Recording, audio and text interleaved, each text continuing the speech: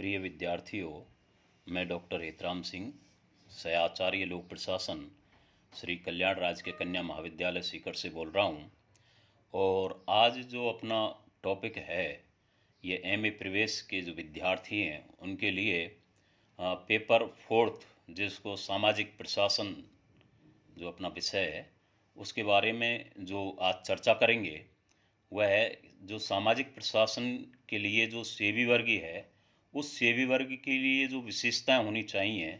वो क्या क्या होनी चाहिए। तो जैसा कि जो सेवी वर्ग, जैसे हम कार्मिक प्रशासन या कार्मिक वर्ग भी कहते हैं, जो जितना भी जो कर्मचारी होते हैं उन कर्मचारियों को जो सेवी वर्ग का जो नाम दिया गया है, तो उनके द्वारा जो अपने सामाजिक प्रशासन को संचालित करने के लिए जो कार्य किए जाते हैं, उन कार्यों के लिए जो एक कार्य करने की जो शैली है वो कौन सी शैली होनी चाहिए, जिससे कि अधिक से अधिक वो अपना जो कार्य है उसको सुचारू रूप से संचालित कर सकें। तो इस बात को ध्यान में रखते हुए जो जो सेवी वर्ग है, उस कार्मिक वर्ग जो कर्मचारी वर्ग है, उसके लिए कुछ विशेषताएं जो निर्धारित कर दी गई हैं। उनमें जैसे सबसे पहली जो विशेषता है वह है कि उद्देश्यों की पूर्ति, यानी कि एक जो स्वस्थ जो सेवी वर्ग की जो नीति होती है वो सर्वप्रथम ये देखा जाता है कि वो अपने जो निर्धारित लक्ष्य हैं उन लक्ष्यों को प्राप्त करने में सक्षम होते हैं, और उन जो कार्य हैं वो जो कुछ नीतियां जो लक्ष्य हैं उन लक्ष्यों को प्राप्त वो करते हैं, और जो निर्धारित किए गए हैं उन उद्देश्यों की जो पूर्ति के लिए जो सतत प्रयास उनके द्वारा किया जाता है।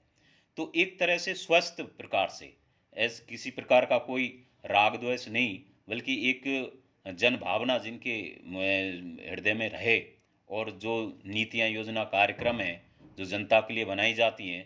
उन उद्देश्यों की जो पूर्ति है वो अपने स्वस्थ सेवी वर्ग द्वारा वो निर्धारित करते हैं।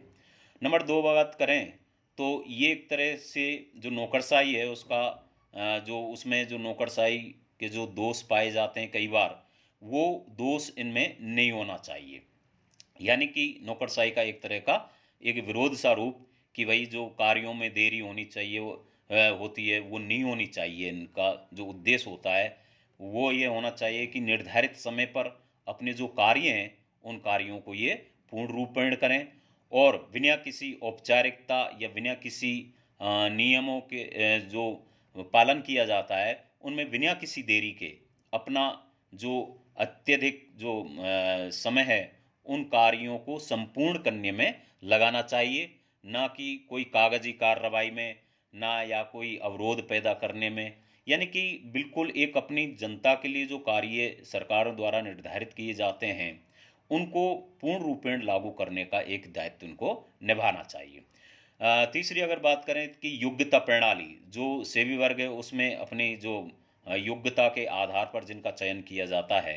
और योग्यता ही सर्वोपरि मानी गई है, बिना किसी पक्षपात के जिनका चयन किया जाता है, और योग्यता ही उनका जो योग्य चयन करने का जो आधार होता है वो एक तरह की योग्यता प्रणाली को लागू, मेरिट जो सिस्टम है उसको लागू किया जाता है।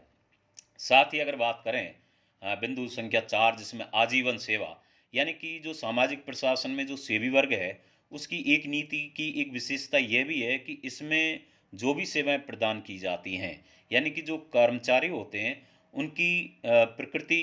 कोई ऐसा नहीं है कि वो अपना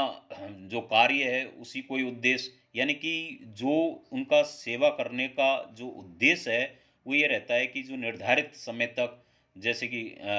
कई देशों में अलग अलग आयु निर्धारित कर दी गई है। भारत में विशेषकर अगर हम बात करें तो ज़्यादातर जो विभाग हैं वहाँ भी ये देखा है 60 वर्ष की आयु तक जो कर्मचारी कार्य करते हैं, और अपना कार्य निर्धारित करने के बाद जब उनको ऐसा ही लगे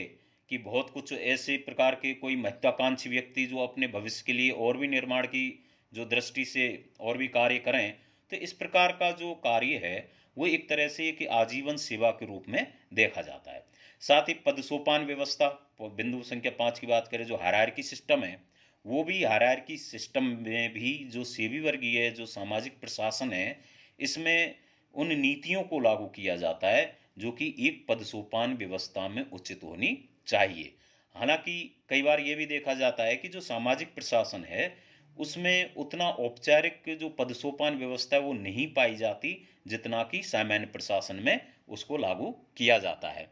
तो कुल मिला के जो हायरार्की सिस्टम है वो भी इस सामाजिक जो प्रशासन है उसमें एक तरह से देखने को मिलता है। साथ ही बिंदु संख्या जैसा कि 6 जो 6 नंबर का जो दर्शा गया है तटस्थता या कि न्यूट्रलिटी। तो जो तटस्थता का जहाँ तक सवाल है कि जो सामाजिक प्रशासन का जो सेवी वर्ग है वो अपनी व्यवस्था इस प्रकार बनाए रखता है कि बिना किसी राजनीतिक गतिविधियों से अप्रभावित रहकर वो अपने कार्य करते हैं। किसी प्रकार की कोई इस प्रकार की कोई राजनीतिक द्वेष या राजनीतिक भावना से प्रेरित ना होके आम नागरिक का जितने भी उनके द्वारा जो कार्य किए जाते हैं वो तटस्थ तरीके के रह के कार्य संपन्न किया जाता है। साथ ही बिंदु संख्या जैसा कि अंतिम जो इसमें अनामिता